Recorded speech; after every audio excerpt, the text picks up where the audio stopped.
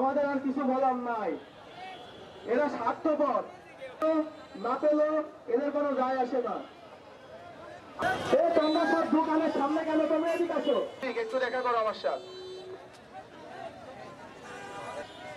সবাই মাধবপুর কেন যাচ্ছ?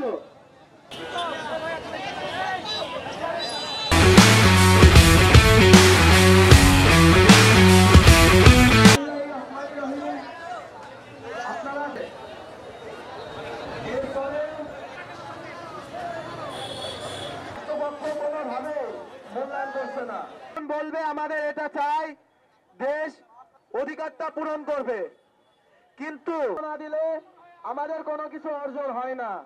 আমরা শিক্ষার্থীরা আমাদের কর্মসূচি অবস্থান করি। আপনারা আমাদের সন্তান, যে আপনারা তাদের সাথে যেখানে একটা দেশে 80% শিক্ষা